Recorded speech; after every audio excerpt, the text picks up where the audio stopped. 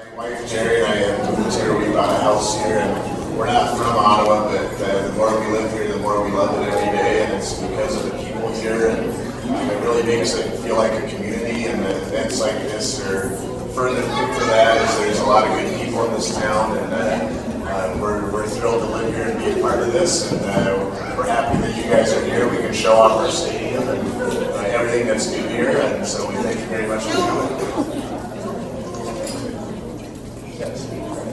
Oh, no, these are pictures of the little ones. But no, it's an honor to be here.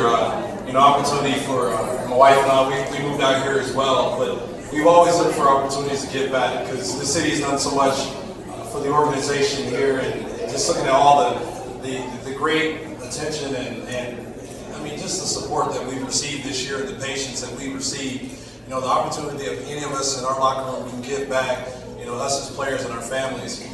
We look forward to that opportunity, and for us it's an honor to be here tonight for such a special evening. Yeah, and I think the other part of that, if you have traveled, I'm sure the guys feel the same thing. Ottawa, I've always said to people, is utopia. I've never lived, and that's after living in Washington, D.C., New York, Boston, Russia, traveling. A place that not only is an incredible place to live, quality of living, probably the greatest place on the planet to raise children, but it's also a place where people keep giving back, and I think that's a nice part of this. And as we kind of transition over to football, and having worked in that culture, Coach, the one thing you want to create, first of all, is an environment. It's been a rocky road here in Ottawa, and I've got to think now going forward, not only are you trying to build a great product, but for other players from outside the league, from the down in the United States and the NCAA, they're looking at Ottawa and saying, wow, what a favorable destination.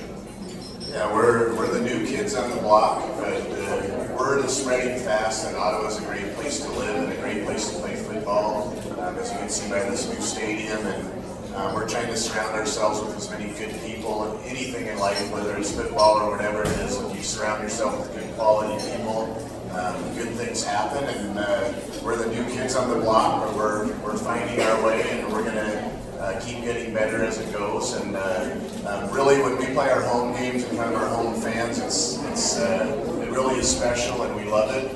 And we're looking for a lot of good days ahead. I think for yourself, Henry, I was looking today, and you won that first Grey Cup in 1997. And I talked to so many people who say, wow, this is going to be easy. I'm going to win a bunch of these, right? And I'm sure coming here to Ottawa, sort of a lot of football left, but almost a feeling like you could turn back time because you realize this is only going to get better and better. And to me, that's one of the most attractive features about what's taking place here. I mean, you look at all the youth that we have as far as a part of what we're doing, all the new blood from when the fans were supposed to cheer, like when their team was on the field and with the ball, and when we're on the field, it's those little things like that add up in the end. But with all the youth that we have in our locker room, we have a lot of guys that are being fed Similac, they're being fed, they're being breastfed still, trust me, they're that young. But the thing is, right now, a lot of guys are going through the whole cliche of baptism under fire. But the thing is, just imagine with this experience that we're getting now playing together and being in so many games, a couple plays here and there, just as Coach Campbell has reiterated to our team over and over again, we could be sitting at 5 and 6 wins. Well, I know I've seen the same thing happen in the past with different teams that I've been a part of, different teams that Coach Campbell's been a part of, a number of different guys. And the first year might end up in 4 wins or 5 wins, but the second year, just like 2 years ago in last year in Hamilton, I went from 5 wins to being in a Grey Cup. And the same thing is possible here because we're just as good as any other team in this league, but we're just a couple plays away as far as here and there. But that will come. We'll continue to focus and maintain that passion and push it towards the goal that the coaches have set out for us. Yeah, and I'm sure it's predicting a Grey Cup victory, at least a berth in the Grey Cup next year. That's right. And I'm sure, Coach, from that standpoint, that's part of this whole process is the balance between development and winning. And I've also got to think there's a bit of an even keel because I've been to most of the home games here. It's been a destination for people. It's been a wonderful night out. The weather's been great on Fridays. And not that people aren't a little upset at some of the losses, but for the most part, understanding this is going to be a bit of a process. Yeah, I wanted to be a part of this. When I actually got hired, there were 6 total players on the roster and no coaches. And we had 1 box of equipment that I think had a football and a t-shirt in it. So literally it was nothing last January to have it go so far to lining up that first home game in July where there's the stadium's full and all that. It's pretty special to be a part of, and believe me, we want to win as fast as we can and as much as we can, and it is going to come. And like I said, there's a lot of good days ahead. And in this whole process, I had an opportunity to meet both your wives today. You're at a point, Henry, this is part of the journey. I don't know, I have no idea how coaches' families do it. So understanding, going from place to place, but you've got your 2 young boys here. You mentioned you've got a home, and you're making this home. And looking at that, and that means so much to me when somebody comes into a community. They're not just renting, they're not leaving at the end of the season. And I've got to think you look at this big picture that you'd like to be here long term in Ottawa. Well, the city, this organization, they've made a commitment, and we want to make our commitment in return. And that comes with on-the-field production and also off-the-field production. And that's why I'm here this evening to represent the Ottawa RedBlacks, my family, and to help out with the cause at hand. Because I've always been a guy who's always looked forward to helping out when it comes to children's charities. Coming to help speak out as far as to help the efforts in whatever way it can be, in exposure, financials, whatever it may be. But I look forward to seeing, the youth of tomorrow, have better opportunities than what we have. Because, of course, we all needed somebody to help us make it there at the end of the day, and to help out in those efforts for the kids that are going to make the future of this beautiful city, to keep it as secure and as prosperous as it already is. I want to be a part of making that happen as far as for tomorrow. How small the world is. I was talking to Henry's wife earlier. I lived in the area in Washington, D.C. Literally, it would be like living in a part of Orleans where you're on the same streets. And I think you also have a traveled around experience of being in different places in Canada. Again, what Ottawa is like and what a difference a community can make as far as, boy, oh boy, when you travel other places growing up in the United States, it's a pretty special place. Oh, this place is second to none. I can tell you that. Number one thing, we live in Calgary and there's no water. To come here and to see all the water and just so many different ethnicities, so many different cultures, all bonded together in one. And one of the great things about here, Ottawa feels like a small town.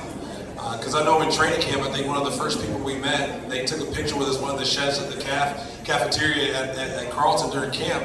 And so we finally had our first day off, and all the guys were like, yeah, let's head to the keg down the market, because none of us knew what the market was. So we get there, and the person serving us was like, hey, I know the first person that you met during camp. And I'm thinking, oh my gosh, this city's way too small. But that just shows you how this city is. Even though in the general area there's about 1.2 million people here, it shows you that it's a small town mentality.